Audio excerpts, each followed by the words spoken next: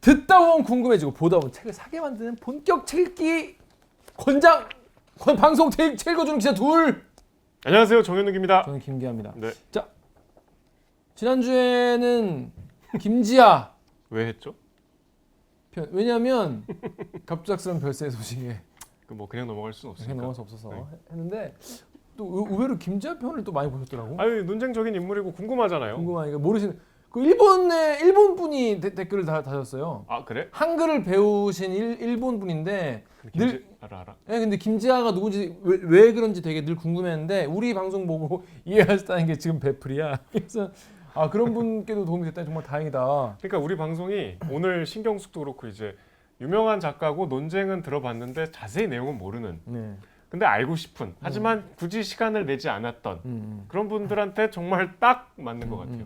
하여튼 오늘 다룰 소설은 신경수 작가인데 그 전에 우리가 지난주에 했었던 댓글 짧게 몇 개만 소개시켜드리고 갈게요. 자, 지난주에 저희가 이제 박민규 작가 네. 제가 먼저 읽을게요. 시사댓웍님이 시신데요. 시시대덕 무슨 뜻이에요? 모르죠. 시시대덕 지구영웅 전설 제가 말씀드렸던 데뷔작 등단작 소개만으로도 재밌을 것 같아 오랜만에 읽어보고 싶다는 기분이 들게 하네요. 별개로 표절 작가라는 것도 염두에 둬야겠군요. 나정님이 가볍고 슬프고 외롭다. 슬픔도 묵직한 것이고 외로움도 묵직한 것인데 슬픔과 외로움을 말하는 이 소설의 문장들은 가볍고 고통의 질감이 느껴지지 않는다. 주인공은 살아남았고 그나마 운이 좋았기 때문일까. 다행히 소설 속 배경이 1991년도에 가불고시원이었기 때문일까. 2001년, 2011년, 2021년 가불고시원이었다면 이야기는 또 어떻게 흘러갔을까? 뭐 지금도 이런 뭐 고시원이 많죠. 않으니까. 예.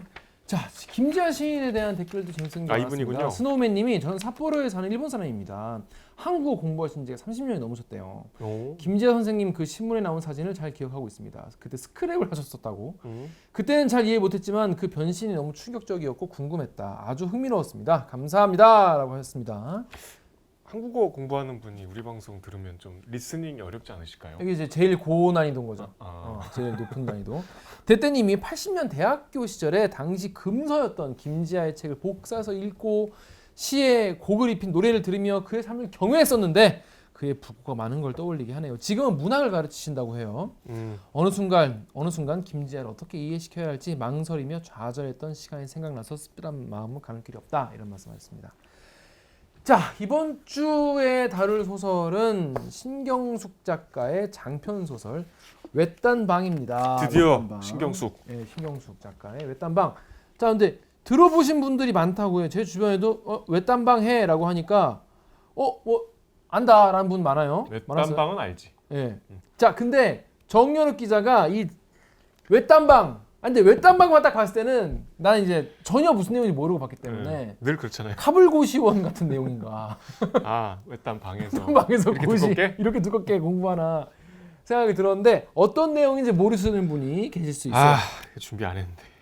그래서 언제나처럼 정윤욱 기자가 1분 만에 어떤 내용인지 설명을 해드린다 이 말이요. 네. 준비됐습니까? 잠깐만. 좀 생각을 정리하고 가시죠. 작가의 실명이 등장하는 완벽한 자전 소설인데요. 1963년에 정읍에서 태어나셔서 6남매 중에 맏딸이죠. 16살 때 서울로 올라와요. 외사촌이랑 동남전기 주식회사라고 구로공단에 있는 회사에 취직을 하고 밤에는 야간학교에 다닙니다. 산업체 특별학교인데 이제 거기에 여공들은 벌집이라고 소위 얘기하는 엄청 좁은 방이 모여 있는 이제 연립주택 같은 곳에 살아요. 방 조그만 거 다락방 부엌 정도 있는 거기에 먼저 서울에 올라와 있었던 큰 오빠 그리고 나중에는 작은 오빠 셋째 오빠까지 그러니까 남 둘 여 둘 그 조그만 방에 같이 사는 정말 가난한 생활이야. 근데 이제 그 나름대로 또 학생들하고 친하게 지내고 추억도 생기고 하지만 이제 워낙 신선한 일상이고 특히 절친했던 희재 언니의 죽음을 막지 못했다는 죄책감에 작가가 돼서도 글을 못 쓰는데 친구가 어느 날 전화 와서 너 우리 그때 얘기 안 쓰는구나 해서 그때의 상처를 소설로 돌아보는 얘기입니다. 나 쓰지 않아요? 예피지엔디? 예피지엔에 소설은 나빠요? 아니야.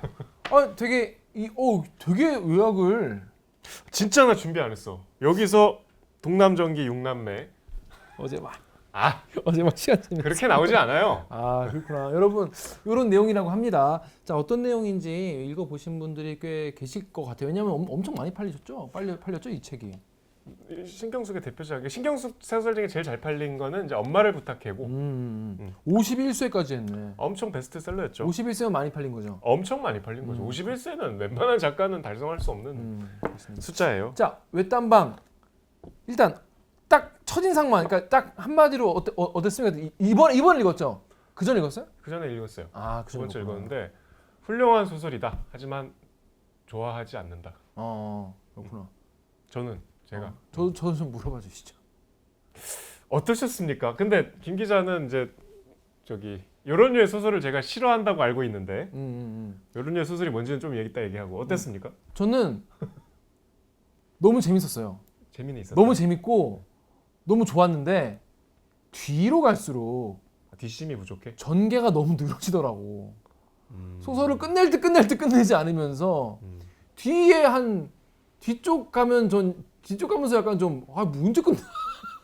문제 끝나. 딱히 스토리가 진행도 안 되는데 뭐 또 작가가 뭔가 늘어진다 약간 그런 느낌이 들어가지고 뒤가 좀 그랬는데 앞부분 굉장히 재밌었어요 저는. 뭐 일단 재밌다는 데는 이견이 없을 것 같아요. 네, 쉽게. 재밌다는 게 막 호호 이런 게 아니라 그렇지. 흥미진진하고 궁금하고 굉장히 뭐랄까 배울 점이 많고 글 자체도 되게 좋고 그리고 우리가 현대사를 몰랐던 이거를 그러니까 현대사에서 예를 들어 YH 여공 사건 뭐 그런 건 우리가 뭔지는 아는데 어떤 과정을 통해서 어떻게 진행되는지 그게 정말 딱 진행된 과정 같은 걸 우리가 잘 모를 수 있지 않습니까? 그런 걸 되게 그리고 주인공 입장에서 설명을 그렇게 오래 전이 아니잖아요. 맞아요.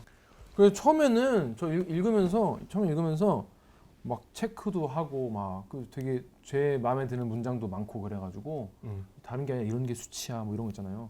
너무 좋더라고. 그래서 앞부분 되게 흥미진진하고 전개도 너무 재밌었는데 전 후반부부터는 좀 전개가 너무 느려가지고. 근데 전 다른 걸 떠나서 제가 82년생인데 79년, 80년 요때 또 이렇게 여공들이 가난하게 살면서 공부 열심히 했구나. 이게 더 옛날 얘기인 줄 알았는데 맞아. 생각보다 최근까지 이랬구나라는 걸 알아서 좀 부끄러웠어요. 그렇습니다. 그것도 되게 옛날 책이라고 저는 생각을 했거든요. 이 책 자체가. 근데 박미경의 이유 같지 않은 이유가 나오더라고요. 그렇지. 그래서 저한테 박미경 이유 같지 않은 이유는 되게 뭐 요즘 노래거든요. 그것도 옛날 아니야? 익숙하고 그러니까 좀 된 노래라고 생각했는데 나도 되게 옛날 90년대 최고의 베스트셀러죠. 자 아무튼 그랬습니다. 이 신경쓰고 했다면 근데 이게 우리 시대의 소설 50에 꼽힐 정도냐? 에? 왜 그렇죠? 신경숙은 이제 당연히 들어가죠. 음. 우리 시대 소설 하면은 아마 제일 앞부분에 언급되는 작가일 거고 그녀의 대표작이고 특히 이제 뭐 창비를 만드신 백낙청 선생이 뒤에 여기 이제 이 뒤에 소설보다 백낙천의 이 외딴방론이 못지않게 유명한 글이에요. 안 봤어요. 너 자랑이에요? 너무 힘들었어요. 400페이지입니다. 대단히 이거는 거의 이 중간에 보면 주인공, 그러니까 자기가 어릴 때 난소공을 필사하잖아요. 나 그것도 너무 재밌었어요. 난소공에 필적한 소설로 거의 평가를 하고 있어요. 백낙청 선생이.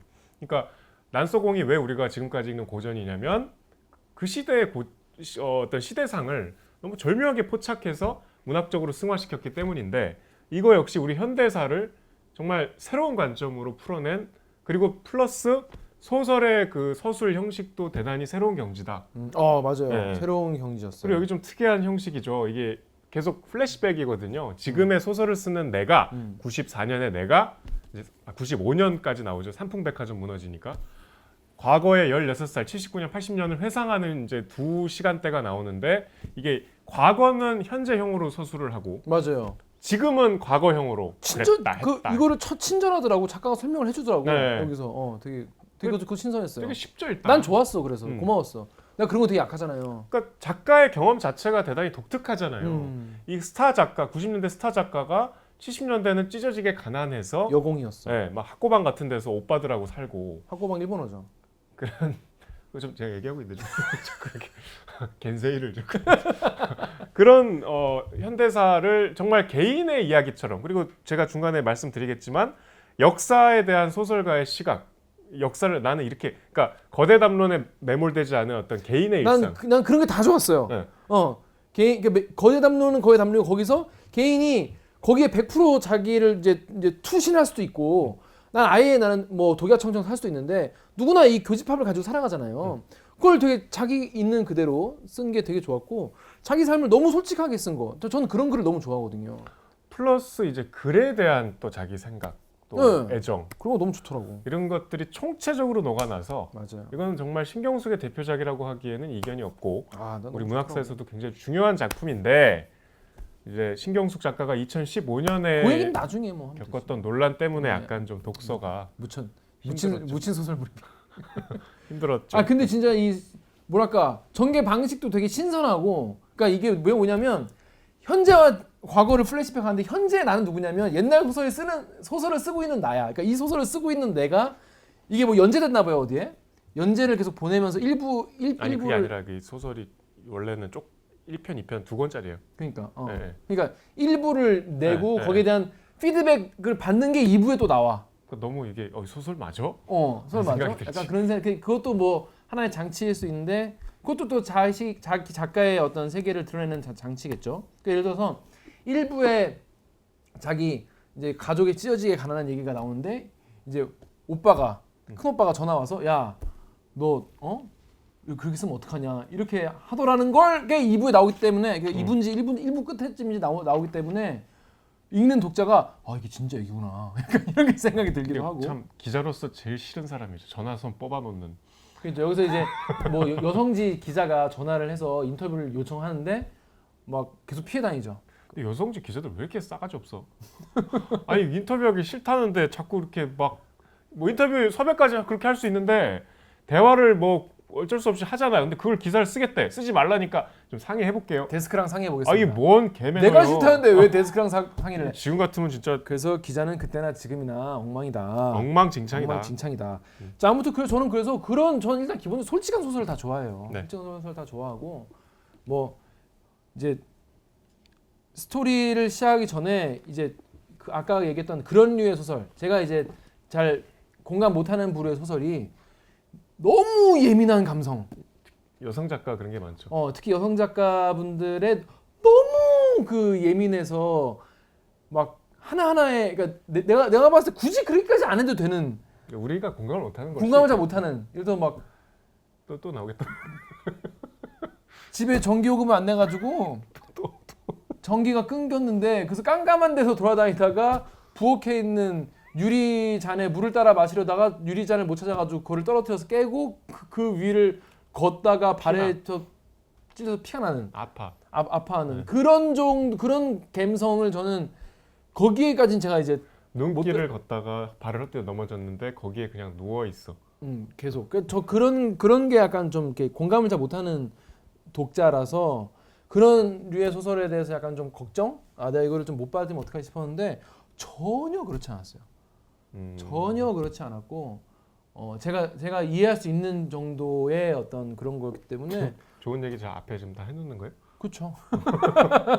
그리고 여기 등장하는 큰형, 셋째 형, 그러니까 오빠지. 큰 오빠, 셋째 오빠. 내가 지금 형이라고 하는 것도 그 인물들에 대해서 내가 너무 애정이 가죠. 애정이 생겨서 나는 특히 큰 오빠가 너무 큰형 나 너무 불쌍해. 그치. 그리고 셋째 형 때린 것도 진짜 아유 이 새끼 데모나하고 이 새끼 빨갱이 새끼가 진짜 그런 생각이 들더라고. 이게 책이 참 그런 힘이 있다는 생각이 든 게 내가 그렇잖아요. 학생운동하는 사람들 정말 대단하다. 옛날에 7, 80년대 학생운동은 대단하다. 그 사람들 덕분에 우리가 민주화를 일으켰고 하는데 한 이런 찢어지게 가난한 가정에서 큰형이 자기의 꿈을 다 포기하면서까지 방위병으로 일하면서까지 먹이고 키우고 재워주고 하면서 학교를 보내는데 이 새끼가 법대를 가서 공부 안 하고 하라는 검사를 안 하고 데모를 하고 다니니까 그거에 내가 더 화가 나는 거지 읽으면서. 참 그런 경험이 참 책이 주는 되게 소중한 경험 같아요. 옛날에 제가 이제 태백산맥 읽을 때 그런 생각 들었거든요. 태백산맥 읽을 때는 이제 제가 아무것도 모를 때인데 그때 보면서 이런 거야. 왜 빨리 빨치산들이 원하는 전쟁이 안 나지? 빨리 전쟁이 나야 할 텐데. 그 생각해보면 그 6.25야. 한국 전쟁이야. 그렇게 사람을 이렇게 막 설득시키는 그런 게 힘인데 외딴방에서 좀 그런 포인트가 많이 있었어요.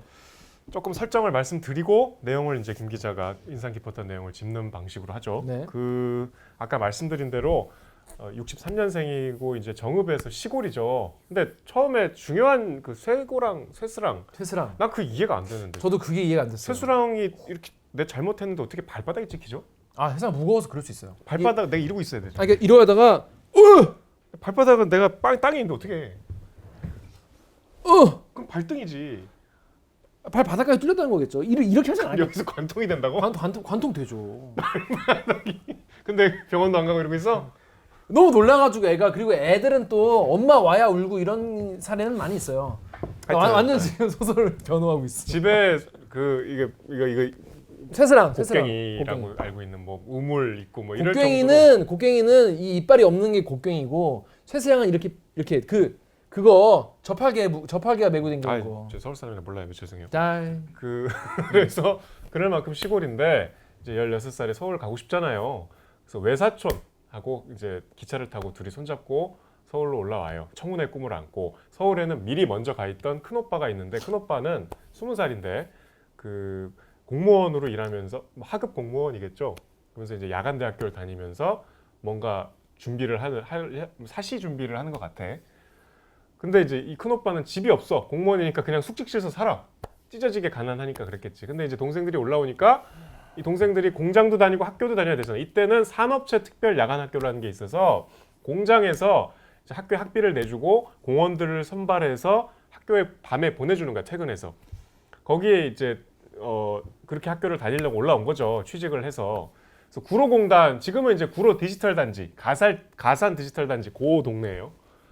거기에 구로공단이 이제 다 시골에서 올라온 그런 여공들이 일하고 있는, 대부분이 아주 지금으로서는 상상할 수 없는 노동 조건에서 막 정규 근무 시간 외에 잔업도 많고 임금도 굉장히 적고, 그다음에 막 굉장히 모욕적인 상황도 많고, 여기 보면 나오지만 작업 반장한테 막 성추행도 당하고. 근데 이제 뭐 돈 벌고 시골에 돈 보내고 나도 학교 가야 되니까 그걸 참아내는, 그렇게 이제 싼 인력을 제공해서 우리 경제 발전에 이바지하는 산업 역군들이었는데 거기에 합류를 하죠. 그래서 방 자체가 아까 말씀드렸듯이 37개인가요? 정말 조그만 방이 모여있는 벌집이라고 표현하는데 보통 이거 뭐 저도 안 가봐서 어떻게 잘 가늠이 안 돼요. 어떻게 생겼는지. 이제 거기에 오빠랑 외사촌이랑 나랑 살아요. 얼마나 좁아. 뭐 별로 없어요. 그 살림살이도. 그래서 이제 오빠는 또 나름대로 치열하게 그 자기 꿈을 위해서 막 열심히, 그러니까 오빠 밥도 해주고 나는 공장도 가고 학교도 가고. 그래서 공장에서 이제 이때 막 또 서울의 봄 이후에 박정희 죽고 나서 이제 노동 운동이 막 이제 확산이 될 때, 그 직전이죠. 이제 박정희 말기죠. 박정희 죽기 직전에. 그때 이제 죽어요 하다가. 공장에서 이제 막 노조도 생기고, 그러니까 내가 노조를 가입하고 싶은데 또 노조 가입하면 학교에서는 학교 보내줘야, 이제 공장에서 학교 보내줘야 되는데 노조 가입자들 안 보내준다 그러고. 지금 생각하시면 안 돼요. 노조를 생각하는 그 사측의 입장이 완전히 그냥 적이야. 뭐 이런 상황이에요. 근데 거기에 이제 같은 학교 다니는, 그러니까 같은 학교가 이제 야간이니까 거의 다 낮에는 일하는 애들이거든. 거기에 이제 나이도 천차만별이고, 얘는 16살이지만 외사촌은 20살, 19살인데 같이 학교 다녀. 근데 거기에서 만난 희재라는 언니가 있어요. 언니. 같은 건물에 사는. 이거 외사촌 얘기 안 했구나.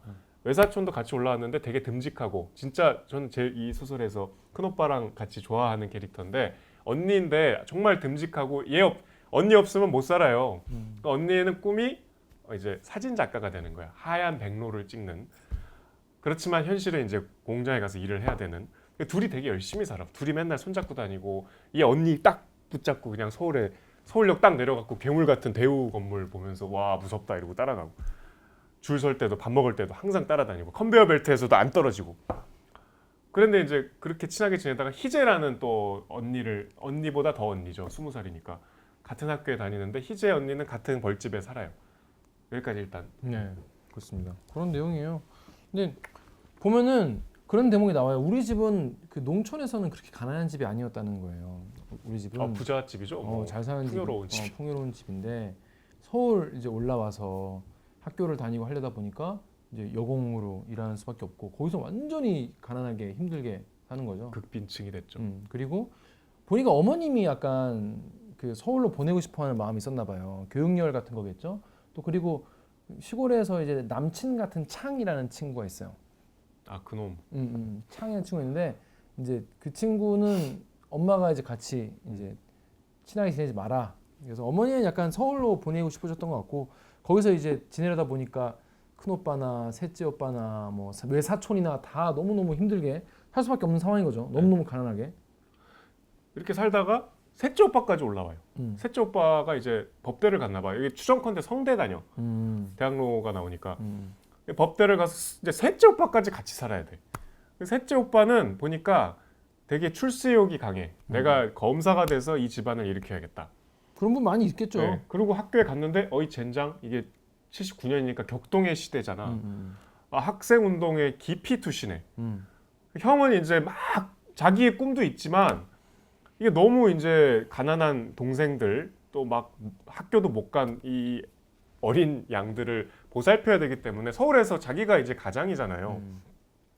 이제 공무원 생활도 저 방위로 군대 가야 돼서 때려쳐야 되거든. 돈을 못 벌잖아. 그러니까 진짜 힘들지. 방위 출근 9시까지 출근할 거 아니야. 새벽에 학원 가서 강의하고 학원 갈 때 또 가발을 쓰고 가. 학원 가서 새벽에 강의하고 방위 가서 퇴근하면 또 밤에 가서 강의하고 그리고 집에 와서 잤다가 새벽에 다시 그러고 그렇게 살면서 이제 셋째 동생한테는 야 너 그냥 공부만 해. 그래서 빨리 저 출세해야 돼 너. 그리고 동생들 야 학교 가. 딴 생각하지 마. 계속 얘네들 왜냐면 공장을 다니니까 학교를 포기한 애들이 많으니까 아 나도 빨리 돈 벌까 이런 생각들을 끊임없이 하거든요. 야 쓸데없는 생각하지 말고 빨리. 그 외사촌은 자기 이제 사촌인데도 정말 자기 친동생처럼 계속 챙겨주죠. 맞아요. 그러니까 아주 힘들게 살지만 따뜻한 남매예요. 되게 그 상태로만 보면은 되게 이렇게 해서 다 해피엔딩으로 다 물론 뭐 다들 지금 뭐 잘 살고 계시겠지만 뭔가 이 이야기가 해피엔딩으로 갈 수도 있겠다 이런 생각이 드는데 이제 사측에서 이제 노조 결성 이야기가 나오면서 되게 좀 흥미진진해지기 시작을 했어요. 그러니까 만든 회사가 무슨 만든 회사 무슨 스피커 만드는 회사인가 봐요. 그러게 뭐 스테레오. 그러니까 스피커에다가 이거 볼트 박는 그런 일을 하는 곳인가 봐요. 거기서 그래서 이걸 박는데 여기서 이제 뭐 그때는 뭐 휴가도 못 쓰고 무슨 수당도 못 받고 잔업 뭐 수당도 못 받고 막 그냥 아주 그냥 열악한 거야. 근데 이 상황에서 이제 노조위원장을 하는 분이 나오고 노조를 설립하게 되면서 이제 서명을 받으러 다니고. 근데 그 과정에서 되게 그렇게 길게 나오진 않는데 이런 식으로 그 당시 처음 노조가 설립이 됐구나. 이런 과정을 통해서 난 전 이 책에서 그거 읽어본 게 되게 전 되게 좋은 수학 중에 하나였어요. 그러니까 이런 식으로 싸워서 어떤 작은 공장의 노조를 만들었고 거기에서 하는 뭐 사측에서 하는 방해 공작 같은 거를 또 어떻게 또 이겨내고 그 어찌어찌 처음엔 참 노조가 잘 만들어져. 자, 거기까지도 되게 뭐 힘들긴 했지만 근데 그 과정이 전 되게 재밌었어요. 노조 과정 여기 84페이지에 쭉 나오는데 조합 비도 받으면서 그러면서 한 명, 두 명 뭐 어떤 분은 유채옥이라는 이제 제일 처음에 이거를 시작했던 분은 또 뭐 회사를 나가게 되고 그러면서 해고되고 하면서 이제 노조 설립하는 과정이 나옵니다. 그러니까 너무 노동 환경이 노동법은 있는데 전태일 열사가 몸을 불사른 지도 지금 9년이 됐는데 비참한 환경이니까 이제 여공들이 다 의식이 있잖아요. 그래서 우리가 노조를 만들어 보자. 그러면 이제 사측에서는 정말 대놓고 탄압을 하죠. 특히 이제 주인공과 외사촌은 학교를 가야 되는데 이 산업체 특별 야간은 회사에서 학비를 내주는 거거든요. 그러니까 여기 되게 약한 고리인 거지. 그래서 불려갖고 결국은 노조 탈퇴하죠. 근데 학교를 가야 되니까. 생각해 학교를 가야 되는데. 그러니까 이게 여기에서 저도 되게 재밌었던 부분 잠깐만요. 말씀을 드리면 그러니까 신경숙 작가로 추정되는 주인공 뭐 본인이죠. 뭐. 이름도 경숙이야 신경숙. 본인과 외사촌은 우리는 학교를 가야 돼. 엄마나 큰오빠나 얘기를 들어서. 근데 회사 입장에서는 아니 우리가 니네 학교까지 보내주는데 물론 자기들 돈으로 보내준 거 아니잖아요. 그게 그 국가의 뭐야 정책이니까. 근데 그것 때문에 니네가 잔업도 빼주고 뭐 좀 더 일찍 출근하고 일찍 퇴근하게 해주는데 니네가 노조에 가입한다면 우리는 너희를 학교에 보낼 수 없다라는 거예요. 그러니까 얘네는 학교를 가야 되니까 졸업을 해야 되니까 노조를 결국 탈퇴를 하는 거죠. 수밖에 없죠. 할 수밖에 없는 상황인 거예요. 16살짜리. 근데 이 앞에 그렇게 절절하게 노조를 해달라고 했던 사람들을 또 그리고 노조위원장은 또 이걸 합격을 시켜줘요. 그러니까 노조위원장이 합격시켜준 건 아니지만 막 노조위원장한테 편지를 쓰잖아. 아니 그러니까 중간에 이렇게 회사랑 사측이랑 노조가 대립하다가 약간 대탕트가 있어. 그 박정희 죽은 직후로 추정이 되는데 서울의 봄 때는 이제 회사 그 눈치를 보는 시기였잖아요. 박정희가 죽고 이제 사회가 막 급격히 민주화의 바람이 부니까 노조를 인정하고 약간 노조와 약간 화해를 하려 그래. 그때 학교에 가는 그러니까 이 공무원들이라고 다 학교 보내주는 게 아니고 이 중에 시험을 봐 선발을 해요. 근데 그거를 이제 노조한테 맡긴단 말이야. 근데 얘네가 너무 이제 시골에서 올라와서 학교를 가고 싶고 또 공부는 안 했으니까 뭐 시험은 자신 없고 하니까 편법으로 편지를 써. 노조위원장이 그 권한을 갖고 있으니까.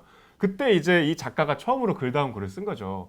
근데 그걸 보고 기특해서 노조위원장이 되게 좋은 사람이었지. 이 둘을 합격시켜 1, 2등으로. 근데 여기다 대고 그러지 뭐 편지를 잘 써서가 아니고 니네 시험 1, 2등이던데 이렇게 뭐 실제 알 수는 없지만 알 수 없죠. 음. 아무튼 그래서 되게 따뜻하게 노조위원장은 되게 봐주는. 고맙고 막 귤도 가끔 집도 데려다 주고 되게 잘해줬어. 자전거 그런데 이제 사측인 미스 명이 불러가지고 너희도 노조 조합원이니? 이렇게 생긋 웃으면서 학교 갈 생각은 있는 거야? 노조원을 회사에서 돈을 대면서 학교에 보낼 수 없다는 게 사장님 생각이야. 말하자면 학교에 가고 싶으면 노조를 탈퇴하라는 뜻이야. 이렇게 얘기하는 거야. 마, 정신 차려. 여러분 같으면 어떻게 선택하시겠습니까? 물론 대의를 위해서 노조에 가입을 계속 유지할 수도 있겠죠. 하지만 더 큰 대의를 위해서 내가 학생 공부를 해가지고 더 큰 일을 하겠다. 뭐 그런 판단도 있을 수 있겠죠. 근데 또 그뿐이 아니라 그냥 학교에 가고 싶어서 노조 탈퇴할 수 있을 것이고 아니면 그냥 노조위원장과의 친분을 이기지 못해서 학교를 안 갈 수 있는 거죠. 그러니까 뭔가 사람이 가치를 어디에 두냐에 따라서 판단을 많이 할 수 있다는 생각을 많이 하게 돼요. 이거를 읽으면서 우리가 역사를 통시적으로 보면 이때 노조가 중요하지. 이 노조 탈퇴는 뭐 배신이지. 배신 배반이야. 이럴 수 있지만 여기 주인공의 입장에서는 저도 보면서 야 이거는 노조 나가야겠는데? 이런 생각이 들더라고. 못 있지. 그래가지고 나중에 잔업 거부 같은 거를 하고 뭐 그런 거 하는데 그들과 함께 그러니까 노조원들이 작업복을 평상복을 입고 잔업 거부를 하는 투쟁을 하기 위해서 회사를 빠져나가는데 그들과 함께 회사를 빠져나가지 못하는 외사촌과 나는 옥상에 서 있어. 노조원들이 우리 보면서 퇴근 안 하니? 라고 묻는다. 근데 현장은 텅 비어 있고 그래서 아무리 외사촌과 내가 1번, 2번이라지만 작업을 둘이 할 수 없으니까 그래서 남아있는 이들은 침묵을 지키고 돌아가는 컨베이어 벨트만 보고 있다. 침묵을 깨고 외사촌은 내게 수치스럽다고 말한다. 이런 게 바로 수치야. 찬바람 속에서도 의젓하던 외사촌은 이런 게 바로 수치야라고 말하면서 눈물을 글썽인다. 아이 불쌍하더라고. 근데 수치심이 있는 거죠 그래도. 너무 비참하죠. 비참하죠. 그러니까 이게 어릴 때 보통 여고생들은 학교 가서 낮에 아침 낮 보내고 학교하면서 뭐 떡볶이도 먹고 일탈도 하고 학원도 가고 이게 정상인데 얘네는 하루 종일 일하고 끝나면 이제 옷 교복으로 갈아입고 그러니까 그때 이미 해질 때야. 근데 이제 버스 타고 여기 보면 영등포역으로 가거든요. 그러니까 구로에서 영등포니까 뭐 그렇게 멀진 않은데 지금 다 우리 위치가 가늠이 되죠. 그렇게 살면서 또 이 힘든 일상을 위해서 이런 모욕을 또 겪고 너무 일찍 이제 조숙할 수밖에 없는 성장 환경이죠. 근데 이제 조금 시간을 거슬는 게 아니고 다시 이제 뛰어넘어서 이게 왜 이런 얘기를 굳이 이 설정상 이미 스타 작가가 돼 있을 때거든요. 이 자전 소설 속의 작가가 왜 이 얘기를 지금 굳이 하냐? 이게 이제 오랫동안 자기가 외면하고 있었던 시절인데 어느 날 그 같은 학교 다녔던 자기는 이름도 기억 안 나는 하지만 늘 지각을 했던 근데 지각이 게을러서가 아니고 회사에서 늦게 끝내줘서 지각을 했던 하계숙이라는 친구가 그러니까 자기가 책을 내고 막 신문에 광고가 내고 스타 작가가 되니까 여기저기서 연락이 오는 거야. 왜냐하면 나랑 같이 가난하게 공부했던 친구가 갑자기 신문에 나오니까. 근데 그 중에 이제 동창들이 많이 전화가 왔는데 하계숙이라는 친구가 막 뭐 얘기하다가 지나가는 말로 너 그때 우리 얘기는 안 쓰더라. 그 말이 이제 계속 뇌리에 꽂혀서 한참 세월을 보내다가 제주도 가서 이거 써야겠다. 돌아봐요. 근데 왜 그 시절이 그렇게 힘들었는가가 이 소설의 핵심이죠. 이제 글쓰기를 작가를 대하는 작가로서의 자신을 대하는 거에 대한 진정성이 이 책에는 정말 이 책 자체가 글을 쓰기에 대한 진정성에 대한 한편의 회고라고 봐도 부족하지 않을 정도예요. 그래서 우리가 더 힘들죠. 아까 이제 그 수치 얘기를 하고 나서 뭐라고 하냐면 나도 수치를 느꼈다. 다음날 출근하고 나니까 사람들이 날 볼 거 아니야. 저 학교 간다고 노조 탈퇴한 사람들이라고 볼 거 아니야. 나도 수치를 느껴. 그래 이런 게 수치다. 그래서 화장실에 가서 서 있는데 이런 얘기를 해요. 나는 작가가 될 거야. 그때부터 그 어린 나이 때부터. 이때 요 직전에 이제 좀 이따 말 끝나면 얘기 좀. 잠깐만 담임 선생 얘기 좀 먼저 해야 되죠. 아니 아직 얘기 안 끝났다고. 나는 작가가 될 거야. 작업 시장에 종이 울려도 우리는 거울 속에 서로를 보면서 그렇게 서 있다. 나는 말했다. 나는 글 쓰는 거 이외에 다른 일은 아무래도 괜찮다고. 지금 하나도 안 부끄러워. 아무렇지도 않아. 라면서 무조건 나는 작가가 될 거니까 글을 쓸 거니까 이 수치를 참아내겠다. 이렇게까지 강하게 스스로 다짐을 해요. 그러니까 그 꿈을 처음에 얘기해 준 게 담임 선생님이었거든요. 아, 그 얘기 재밌더라고. 담임 선생님을 잘 만났어요. 어. 네, 담임 선생님 보니까 약간 운동권에 삐딱한 지식인인데, 전교조 나중에. 네, 뭐 보니까 저 얘가 별로 이렇게 학교 생활에 관심도 없고, 뭐 학교에서 뭐 부기, 주산 이런 거 배우니까. 넌 학교를 안 와 자꾸. 네, 학교 안 오고 막 그래서 뭐 얘의 어떤 욕망을 꿰뚫고 소설가가 돼버렴. 작가도 아니고 딱 집어서. 그렇게 얘기하면 재미없지. 잘 모르겠. 소설 똑바로 안 읽었구만 보니까. 어떻게 된 거냐면 신경숙이 학교를 안 나와요. 걔 며칠 동안. 내가 학교 뭐 북이다고 가서 뭐 하나 내가. 그래가지고 학교를 안 나와. 그러다 보니까 선생님이 공장으로 온가 집으로 온가 와가지고 너 학교 더 안 나오면은 너 이제 자른다고. 너 회사에 말한다. 회사에도 잘린다. 겁을 주니까 신경숙이 나와가지고 주인공이 나와. 그 주인공한테 너 왜 그러면 그동안 네가 학교 안 나왔고 넌 뭘 하고 싶은지 반성문을 써가지고 와라. 그랬더니 신경숙 작가가 그 당시 작가 아니지. 주인공이 가지고 대학 노트 한 권을 사가지고 쫙 써.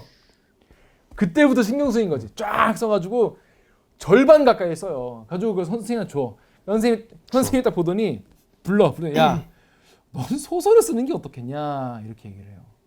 난 그 대목이 되게 역시 좋은 선생님. 선생님이 만약에 너 시를 써보는 게 어떻겠냐라고 했으면 아마 시인이 됐을 거다 이렇게 얘기를 하는데 참 그 대목이 난 따뜻하고 되게 좋더라고. 되게 중요한 부분인데 그래서 그 욕망을 이렇게 키워간 거죠. 내가 키워간 거죠. 이 신선한 일상을 견디는. 근데 저도 좀 왜냐하면 왜 내가 그 대목이 좀 그랬냐면 저도 약간 그런 포인트가 있었거든요. 나 고등학교 시절에 우리 얘기해도 되나? 교련 선생님이 그때 이제 군인이들이? 뭐 학부모한테 뭐 뇌물 받은 촌지라고 하죠. 그거 받은 걸로 기사가 났어요. 교련 선생님이? 그래 너 오뎅 핑거였어 별명이. 왜냐하면 손가락이 이렇게 두꺼우셔가지고 오뎅 같아가지고 그걸로 따귀를 맞으면은 날아가요. 죽죠. 그 따귀 맞으면은 그건 거의 주먹이야. 날아가 이렇게. 마동석이네. 약간 인상이 마동석 같은 분이었어. 오뎅 핑거 선생님이었는데 그 선생님이 뭐 학교 뭐 촌지 뭐 이런 걸로 이제 기사가 났어요. 근데 내가 봤을 때 이 선생님은 그런 선생님이 아니거든. 그래가지고 그런 분 아닌 것 같다. 그래서 근데 그때 기사가 나니까 애들이 막 다니면서 막 우르르 몰려다니면서 그 선생님한테 받은 건 사실이냐 막 물어봤단 말이야. 근데 선생님이 나랑 친했어요. 나랑 좀 친했어. 그래서 내가 선생님 진짜 아니죠? 선생님 받으시면 나 아닌 것 같다. 선생님 받을 사람 아니죠라고 했더니 나한테 선생님이 그랬어. 기화야, 너는 꼭 좋은 기자가 되라. 넌 좋은 기자가 돼서 나같이 억울한 사람들의 얘기를 좀 억울한 거 맞아? 억울한 거에 대한 걸 좀 알려줘야겠다. 그래서 나 그때 딱 나를 그때 복도에서 나 딱 붙잡고 얘기했어 선생님이. 그래서 난 기자를 해야겠구나. 고등학교 때 그렇게 들었거든요. 근데 그분이 받은 게 맞았어. 덜 아름다운데 일단 그러니까 그 결론 알기 전까지만 해도 이 정도는 아름답지 않은데 아무튼 나도 약간 그런 기억이 있어가지고 이런 선생님이 그냥 계시는구나. 언론에 대한 증오 아니야. 그분이 받은 게 맞았어. 심지어 아무튼 전 그래서 그런 경험이 좀 약간 뭐 하셔? 좋았다 이런 생각이 들었습니다. 은퇴하셨나? 잘렸어요 바로 잘렸어? 바로. 어떡하나? 그러니까 뭐 하시겠죠 뭐. 자, 이 소설이 기니까 이제 좀 뛰어넘어야 될 것 같은데. 그러니까 소설이 너무 길어가지고 우리가 이 셋째 오빠 올라와서부터 좀 얘기를 다시 하면 이게 이제 계속 교차가 되거든요. 그러면서 하계숙의 얘기를 듣고 내가 그 시절을 도대체 왜 이렇게 못 쓰나 이런 자기에 대한 이제 성찰과 다시 한번 그 상처를 이제 끄집어내려는 얘기를 하는데 하계숙 얘기부터 희재 언니 얘기부터 해야겠구나. 그 희재 언니라는 이제 같이 학교를 다니고 다른 공장 다니고 나보다 나이가 한 4살 정도 많은 하지만 되게 이제 친하게 지내서 이제 결국 외사촌이랑 셋이 친해져요. 근데 그 언니가 이제 나중에 그 언니는 일찌감치 학교를 그만두고 이제 디자이너죠. 뭐 일종의 그 의상실에 가서 일을 하는데 거기에서 이제 알게 된 뭐 재봉사 같은 남자와 이제 동거를 하거든요. 그러니까 벌집 같은 따닥따닥 붙어 있는 방에서 동거를 하니까 이제 오빠들은 야 쟤랑 어울리지 마. 이제 이상한 별로 이렇게 좋게 안 보죠.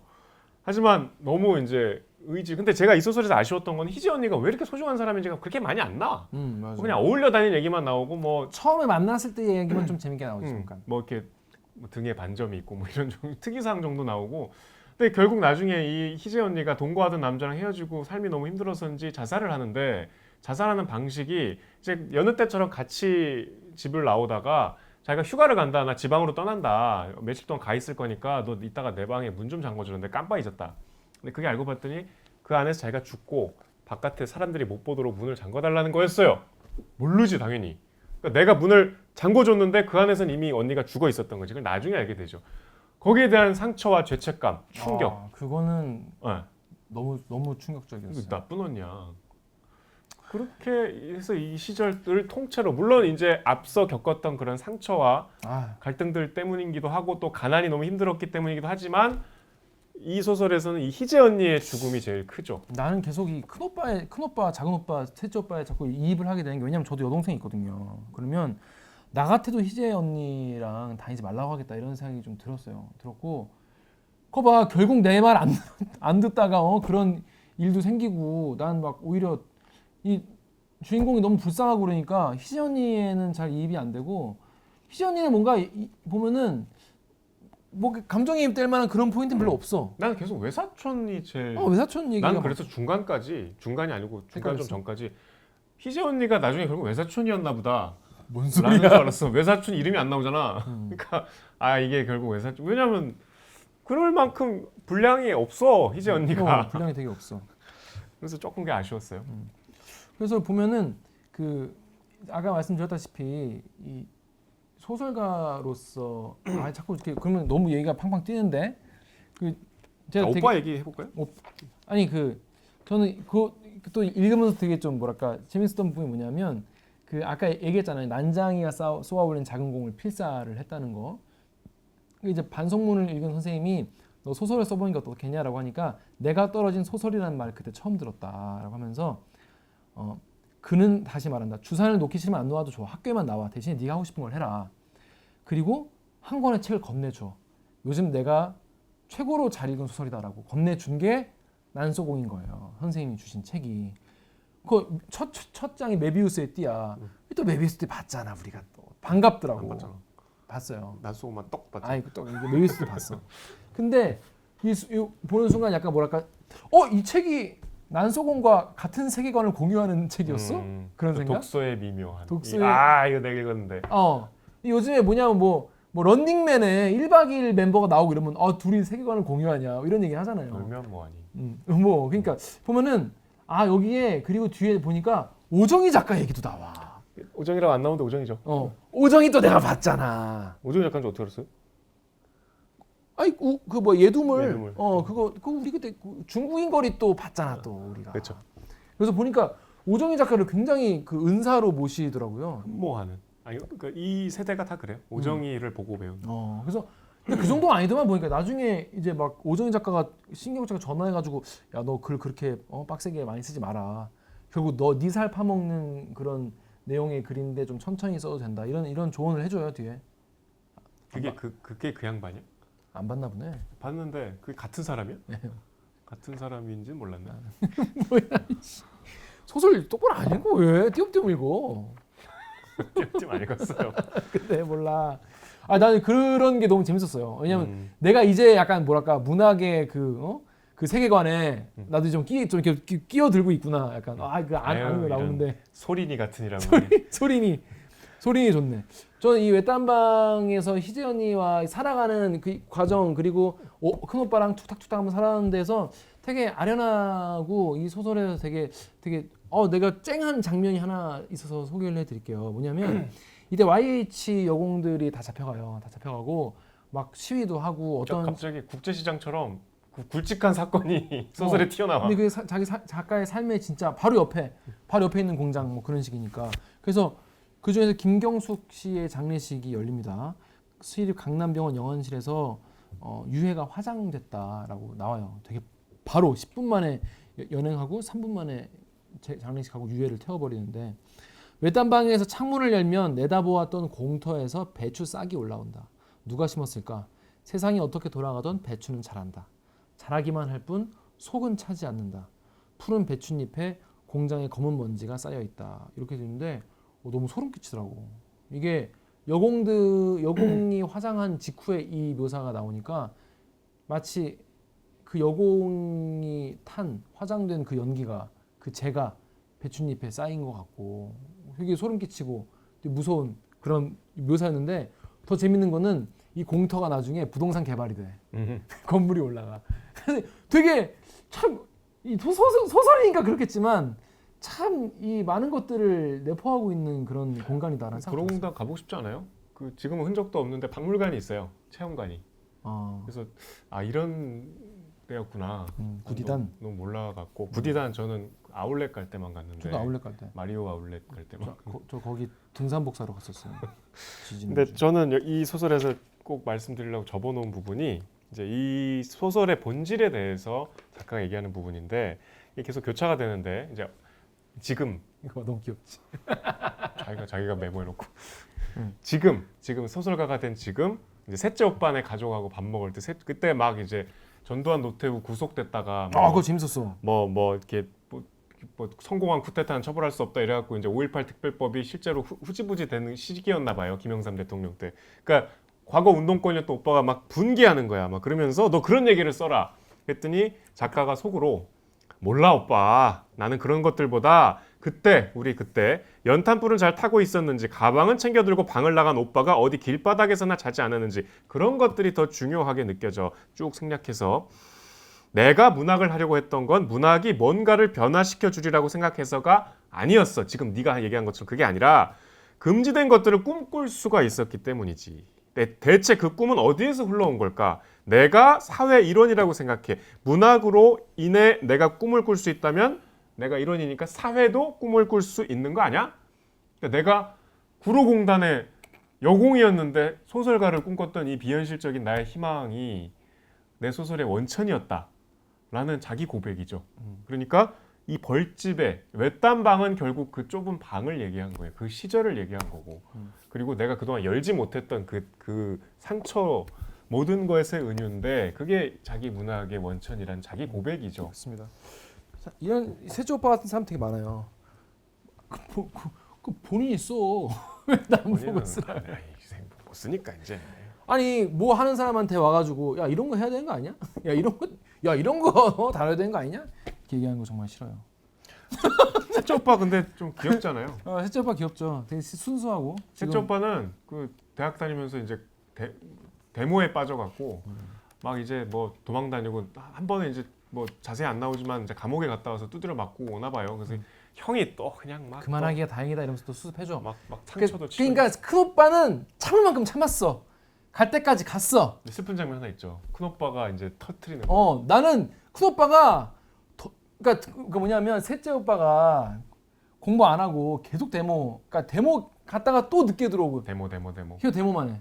그러니까 적당히 하라고. 그러니까 너 지금 네가 지금 법대생인데 좀 우리 집안을 일으켜 세워야 되는데 너 일으켜 세우라고 지금 나는 지금 공부 못 하고 지금 내가 이러고 사는데 그럼 되냐라고 하는데 이제 승진이 나가지고 이제 셋째 오빠 개기니까 다 꺼져.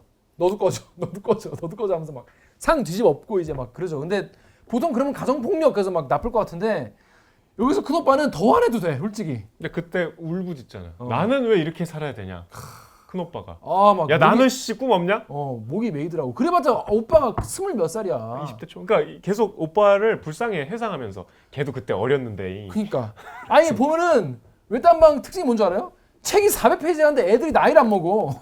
진짜 조금씩 먹지. 1살 먹고 막 16살, 19살. 그러니까 막 이런 일들이 많이 있으면은 보통 몇 살인지 먹을 것 같은데 안 자라. 계속 그 나이야. 17살이야. 너무 불쌍해. 그 큰오빠는 나중에 노량진에서 성공하셨을 수도 있겠다잉. 그랬을 수 있죠. 모르죠. 근데 아무튼 너무 막 그 울부짖고 내가 내 꿈을 포기하고 니들을 그러니까, 먹여 살리려고 하는데 왜 니들은 또 엇나가냐. 왜 다 나가. 그래서 되게 그런 이야기였습니다. 근데 이거를 뭐 에피소드 하나하나 다 설명하려면 워낙 소리가 참 길고 해서 뭐 다 소개시켜드릴 수는 없을 것 같고, 아무튼 저는 보면서 나중에 어떻게 희재 언니의 자살과 거기에서 받은 내 충격과 또 창의가 어떻게 되는지 다 나오는데 재밌었는데 전 다만 후반부로 갈수록 좀 진행이 좀 늘어져가지고 좀 읽기 힘들었다는 거. 그러니까 마지막 100페이지는 이 모든 이야기를 끝내고 내가 이게 왜 힘들었는가를 막 독백처럼 내면의 이야기를 풀어넣기 때문에 그게 사실 나는 좀 재미는 없죠. 그리고 그 전까지 재밌었어요. 뭐 이렇게 길게 하나 이렇게 싶기도 한데. 나만 그런 게 아니었구나. 저도 그렇죠. 그러니까 저는 기본적으로 제가 얘기했잖아요. 그런데 그래서 여러분 한번 저는 근데 추천드리겠습니까? 추천하죠. 이건 당연히 추천하고 싶은 저는 추천을 하는데 소설이죠. 한 350까지 페이지 정도까지만 읽어도 된다. 그리고 신경속의 세계관 속에 이게 중요한 게 단편 뭐 감자 먹는 사람들 거기에 또 아빠 얘기가 나오고 아빠 얘기구나 싶었던 게 이제 여기 보면 엄마랑 아빠가 시골에 있는 엄마랑 아빠가 집을 새로 짓네 만에 싸우잖아. 그 얘기가 나오니까 이거 자기 얘기구나 싶더라고. 그리고 바이올렛이라는 장편에 등장하는 여성 중에 등에 반점이 있는 언니가 있어요. 그러니까 그 세계관을 보려면은 이게 그러니까 쉽게 말해서 인피니티 워를 보려면은 아이언맨 1부터 봐야 되는 그런 거지. 아이언맨 1 같은 거예요. 어떻게 시작됐고 스타크 인더스트리가 어떻게 시작됐고 뭐 그런 거. 실드가 어떻게 시작됐고 그런 걸 알려면 이거부터 봐야 된다. 근데 이제 그런데 얘기를 해야 되죠. 얘기를 하지 않을 수 없는 우리 신경수 작가님이 아주 큰 사고를 치셨어. 큰 사고를 치셔서 여러분 다 아시죠? 표절. 이 2015년에 이제 어떤 소설가가 기고를 해서 폭로를 한 건데 사실은 작가들은 뭐 한참 전부터 야 신경숙 쟤 너무 여기저기 표절한다 이런 얘기들을 했대요. 뭐 루이제 린저 표절 얘기도 나오고 그다음에 아까 얘기한 그 오정희 작가와 뭔가 비슷하다는 얘기도. 그러니까 이런 거 있잖아. 이거 분명히 이거 비슷한데 이거 뭐 따라 한 건데 이거 뭐 그렇다고 탁 꼬집어서 이렇게 집잔이 너무 대작가고 그렇게 그냥 좀 찝찝한 상태였는데 2015년에 이제 어떤 작가가 이 허핑턴 포스트라는 데 글을 써서 이제 굉장히 그게 촉발이 됐는데 이 빼박이에요. 이게 뭐냐면 이 미시마 유키오라는 이제 일본 작가 극우 소설가죠. 대단히 독특한 할복 자살을 하고 일본 군국주의의 부활을 외치면서 근데 또 근데 일본에서는 또 되게 문학사에서 이 노벨 문학상 후보까지 오르는 천재 작가였고 특히 금각사라는 소설은 뭐 다른 걸 다 떠나서 읽어볼 만한 훌륭한 고전으로 꼽히기도 하고 유미주의, 탐미주의의 대표작이라고 꼽히죠. 미시마 유키오의 우국이라는 소설이 있는데 그게 이제 1935년인가요? 이26 그 젊은 일본 청년 장교들이 쿠데타를 일으켰다가 진압이 돼요. 쿠데타를 일으킨 이유가 진짜 천황의 이 권한을 행사해야 된다. 그때 내각이 있었으니까 왕이 이제 정권을 잡고 이 그 일본의 군국주의를 세계에 퍼뜨리는데 천병이 돼야 된다. 뭐 그런 주장을 하다가 진압이 돼서 다 죽어요. 근데 이 우국의 주인공이 그 청년 장교들 중에 한 명인데 막 신혼이야. 그래서 이 친구들이 야 넌 빠져라. 우리 어차피 이거 해다 잡혀서 죽을 테니까 넌 빠져라 해서 친구들은 결국 다 죽고 결국은 죄책감 때문에 아내와 같이 신혼인데 이 할복을 같이 하거든요. 그게 이제 신경숙 작가의 그 전설이라는 책 단편도 한국 전쟁 때 젊은 장교가 신혼인데 신혼이라서 참전을 안 했는데 친구들이 다 죽어갖고 결국 죄책감 때문에 자살하는 내용인데 이 내용의 유사성을 떠나서 문제가 된 이 부분 읽어주시죠. 둘 다. 이게 이제 먼저 하필이면 좀 야한 장면인데 우국에서 이제 아까 신혼부부라고 했으니까 뭐 두 사람 다 실로 건강한 젊은 육체의 소유자였던 탓으로 그들의 밤은 격렬했다. 잘 들으세요. 밤뿐만 아니라 훈련을 마치고 흙먼지 투성이에 군복을 벗는 동안마저 안타까워하면서 옷을 벗는 동안마저 안타까우면서 집에 오자마자 아내를 그 자리에 쓰러뜨리는 일이 한두 번이 아니었다. 레이코도 잘 응했다. 와이프. 첫날 밤을 지낸 지 한 달이 넘었을까 말까 할 때 벌써 레이코는 기쁨을 나는 몸이 되었고 중위도 그런 레이코의 변화를 기뻐했다. 자, 이제 신경숙의 전설입니다. 두 사람 다 건강한 육체의 주인들이었다. 똑같죠? 그들의 밤은 격렬했다. 남자는 바깥에서 돌아와 흙먼지 묻은 얼굴을 씻다가도 뭔가를 안타까워하면서 서둘러 여자를 쓰러뜨리는 일이 매번이었다. 첫날 밤을 가진 뒤 2달 남짓 여자는 벌써 기쁨을 나는 몸이 되었다. 쭉 나가고 여자의 변화를 가장 기뻐한 건 물론 남자였다. 이거 빼박 캔트 에비던스 아니겠습니까? 예를 들어서 아닙니다. 아 근데 저는 개인적으로 우국 봤어요? 봤어요. 어땠어요? 뭐 재밌어요. 아 우국 여러분 꼭 보세요. 저는 대학생 때 우국을 봤는데 대학생 때. 왜? 대학생 때 특이했네. 왜냐하면 저희 이제 작은 외할아버지, 이제 저희 외할아버지의 동생분이죠. 그분이 저한테 기화 너 소설 뭐 관심 있냐? 관심 없는데요? 그래도 이건 하나 봐라라고 하면서 단편집을 줬는데 그 단편집에 제일 처음에 있는 게 우국이었어요. 아니 이모가 뭐 대부 줬다며. 음. 추천작들이다. 추천작들이 다 그런 아주 피칠갑들이야. 피칠갑. 네. 그난 처음에 우국 무슨 소설인지도 모르고 봤어 그냥. 뭐야 이것은? 뭐야 이것은? 그래서 외할아버지가 그러니까 작은애랑 보러 가서 봤는데 너무 재밌는 거예요. 그리고 이 주인공이 아 이런 상황이면 정말 얘는 자살할 수밖에 없겠구나. 왜냐하면 내릴 수 있는 결론이 없어요. 왜냐하면 천황의 명을 거역할 수도 없고, 그러니까 뭐 그렇다고 친구들과의 우정도 배신할 수 없어. 그럼 나는 뭘 해야 돼? 난 자살밖에 방법이 없는 거야. 그런 상황에서 나 혼자 죽으면 어떡해? 와이프도 있는데. 그래서 와이프도 죽고 내가 할복을 하면은 이제 와이프 보고 뒤에서 이제 내가 이거를 못 끊거든 뒤에서 목을 쳐달라. 그래서 그 할복 자살을 하는 과정이 나오는데 너무 무서운데 아름답게 묘사를 해요. 여자가 하얀 옷을 입고 기모노를 입고 맞은편에 무릎 꿇고 딱 앉아 있고 자기는 팔 찔러가지고 베는데 자기 피가 튀어가지고 여자의 그 하얀 옷에 그 피가 붉은 나비처럼 내려앉았다 뭐 이런 표현이 있어요. 와 대학생들 그거 보는데 진짜 무시무시하더라 진짜. 무시무시하면서 되게 멋있어 보이고 막 그런 거 있잖아요. 약간 그 탐미주의 보면 되게 충격적이거든요. 그래 그 다음에 바로 신경숙 이게 나온 거예요. 그러니까 나는 내가 되게 좋아하는 소설이니까 이랬지 바로 보고. 아, 이 표절 논란 전에 알았어요? 알았죠. 나 대학생 2001년 신경숙 것도 읽었다고? 아니 이 논란 2015년에 이 논란 보고 알았죠. 근데 이제 이게 너무 충격이었어 나 그때. 이 표절은 더 화났어. 누구나 봐도 표절이잖아요. 네, 금갑사는 재미없어요 나는 봤을 때. 이거는 변명의 여지가 없다는 판단이 이거 박민규랑 비교가 안 돼. 제가 보기엔 그래요. 근데 더 공분을 샀던 건 작가의 태도였어요. 일단 그 직후에 문제가 됐을 때 반응은 나 그 책 읽은 적 없다 우국을 본 적이 없대. 우국을 본 적 없다. 난 그거부터 이해가 안 됐어. 그렇게 우리가 지금 방금 말씀드렸는데 근데 6일 있다가 문제가 이제 이게 그냥 넘어갈 수 없을 만큼 이제 들불처럼 번지니까 경향신문 인터뷰에서 이제 길게 그럼 이쯤 되면 이제 사과를 기대하잖아요. 근데 끝까지 읽지는 않았다고 얘기를 해요. 근데 지금 내 기억을 믿지 못하겠어요. 그대로 읽어드릴게요. 기억을 믿지 못하겠어요. 어떤 작품을 반쯤 읽다 말고 아 이거 전에 읽었던 작품이구나 하는 식이니까 어떤 영화는 끝까지 다 본 후에 이거 본 영화구나 깨달을 때가 있듯이 나는 지금도 내가 읽었는데 읽었다는 기억은 안 난다 라는 거예요.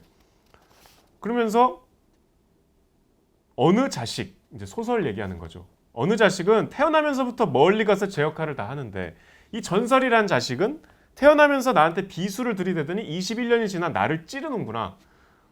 계속 이런 유체이탈 화법을 하면서 아니 본인이 전설을 읽고 또 읽으면서 쇠스랑이 있으면 여기 나오는 쇠스랑이 있으면 내 발등을 찍고 싶은 심정이야. 그러니까 자기도 이 너무 빼박 이거는 이제 부인은 못하는 거야. 그러니까 사과 그 이재용 그 부회장의 사과문 잘 쓰는 법 있잖아요. 그걸 좀 보고 와야 돼요.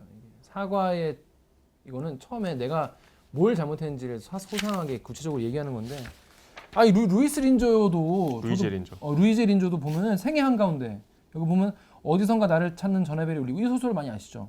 너 이거 보고 깜짝 놀랐어. 자 루이제 린조 거 읽어드릴게요. 사람은 자기 자신에 관해서 얘기해서는 안 됩니다. 순전한 이기주의를 보더라도 안 됩니다. 왜냐하면 마음을 털어버리고 나면 우리는 더 가난하고 더 고독하게 있게 되는 까닭입니다.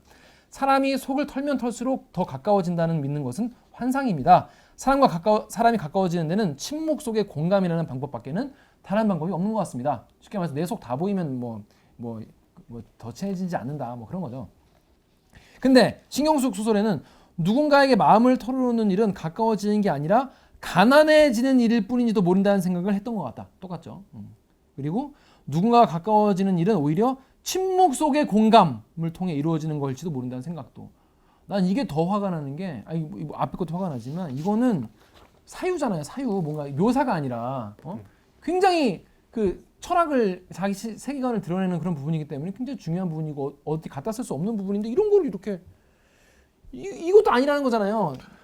거기다 이제 이게 사실 99년에도 그 논란이 한번 이렇게 크게 번지진 않았는데 그때도 그 장편 기차는 7시에 떠나네 이게 뭐 저기 일본 뭐 마루야마 겐지 소설하고 뭔가가 비슷하다. 그리고 또 저기 딸기밭이라는 소설에 또 재미유 학생의 글이 좀 겹치는 게 있다. 이런 의혹 제기가 있었는데 별 화제가 그렇게 안 돼 넘어갔어요. 뭐 신경숙이 워낙 그때 베스트셀러 작가였으니까. 근데 본인의 태도도 그렇고 더 사람들을 열받게 했던 거는 이 신경숙 작가의 남편이 이제 남진우 평론가예요. 되게 평론가계의 스타인데 지금도 명지대 문창과 교수신데 이분이 엄청난 독설가예요. 진짜 그래서 그 당시 대중 작가들을 표절 이런 거 막 가차없이 하일지란 작가 혹시 들어보셨어요? 아니요. 90년대 제일 대중적인 작가였는데 막 표절이라고 막 되게 폄하하고 글 자체가 되게 매워요. 문단의 강준만이에요. 그래서 강준만이랑 둘이 막 논쟁도 엄청 많이 했어요. 인물과 사상에서 남진우 공격하고. 근데 이 독설가가 자기 부인의 표절 얘기가 나오니까 대단히 이중적인 태도로 옹호를 했어요. 뭐 이게 표절의 영역에 대해서 이게 모호하다, 이게 뭐 그렇게 단정돼서 얘기할 수 없다 이런 식으로. 그리고 이제 더 나아가서 창비의 백낙청, 이게 한국 문단의 상징까지도 이제 신경숙을 옹호하고 나섰기 때문에 뭐 CCTV 켜놓고 봤냐, 페이스북에다 막 그런 얘기 하니까 막 마녀사냥 같이 몰아간다는 식으로. 그래서 이거 저는 이게 표절이라는 게 이런 거구나. 외딴방을 읽는데 몰입이 안 되는 거야. 외딴방은 더더욱 글에 대한 진정성. 여기 보면은 글에 대한 진정성이 너무 절절하게 나오거든요. 근데 계속 그게 떠오르니까 진짜 몰입하기 너무 힘들어서 읽는 내내 좀 고통스러웠어요. 아니 이렇게 그러니까 계속 보면서 아니 이렇게 말해놓고 이랬던 사람이 계속 그렇게 되더라고. 그래서 아까 앞에서 말했지만 되게 좋은 소설로 생각이 되는데 이거를 본인이 그렇게 만들어버린 어떻게 참 무서운 것 같아요. 소설이 너에게 그런 것이었다면 왜 그랬니? 왜 그랬을까? 아니 계속 그게 읽는 내내 좋은 구절마다 그게 떠올라. 나 그게 너무 힘들었어 그런 게. 어쩔 수 없죠. 그리고 본인이 이제 어쨌든 자기는 계속 글을 써나가겠다고 했고 그 뒤로 이 소설을 최근에 이제 소설이 나왔죠. 그 최근은 아니고 벌써 이게 작년인가요? 올해인가요? 그 아버지에게로 아버지가 왔었어인가? 아버지에게 갔었어인가? 그 소설도 사실은 조금 이제 극복을 못한 것 같아요. 그 소설이 막 또 새롭게 이제 신경숙의 장을 열기를 본인은 기대했겠으나 그 정도는 아니었던 것 같아요. 본인이 극복을 하셔야 되겠지만 작가니까 어쨌든 글로써 뭐 사죄를 하고 참여를 하고 또 새로운 길을 모색해야 되겠지만 너무 이게 지난 이제 박민규 때 우리가 아깝다 이런 작가가 이렇게 묻히기에는 라고 그냥 넘어갔는데 물론 박민규도 그때 얘기한 게 표절의 단어 아닙니다. 근데 신경숙의 건은 저는 제 개인적인 판단은 박민규와는 비교가 안 되는 것 같아요. 이거는 그냥 제가 보기엔 여기다 딱 펼쳐놓고 보고 이렇게 쓴 거라고밖에 안 보여요. 뭐 제가 그렇게 그냥 생각을 하는 거예요. 아니 그리고 그 이후에 대응이 더 그렇죠. 그러니까 막 계속 멋있는 말로 자꾸 이렇게 표장을 하려고 그러는데 이미 다 알죠 독자들은. 그러니까 이런 거예요. 우리가 그런 거 있잖아요. 욕쟁이 할머니 집에 가서 야 이 새끼야 그냥 주는 대로 처먹어 라고 하지만 계산할 때는 손님 외상 안 됩니다 손님 이렇게 얘기하는 것처럼 이게 문학 세계에서는 뭐 얼마든지 뭐 다양한 표현할 수 있죠. 하지만 이런 표절 일종의 뭐 이건 범죄일 수 있지 않습니까? 이거는 뭐 경찰 수사됐죠 이거. 검찰 수사했어요. 그런 법의 영역에 가면은 거기서부터는 이 문학의 언어로 얘기하면 안 되는 거예요. 여기서부터 사회인의 언어로 얘기를 해야지. 여기서 갑자기 계속 문학인인 척 고고하게 뭐 나의 삶과 뭐 이러면 안 되는 거거든. 나도 나의 기억을 뭐 이러면 안 돼. 내가 알고 보니 이렇게 논란이 될 수밖에 없겠다 싶었다는 거야. 남의 얘기하면 하면 어떡해. 본인 글이에요. 본인 쓰신. 이게 그렇게 도망가고 싶죠. 누구나 이해하죠. 근데 그건 너무 아니한 태도였다. 대중들이 바보가 아닌데. 하지만 그래도 중요한 작가고 그래서 목록엔 당연히 들어갔는데 그 방송은 안 했어요. 방송 왜 안 했습니까? 제가 인터뷰를 하면 이제 이 얘기를 빼고는 못 하죠.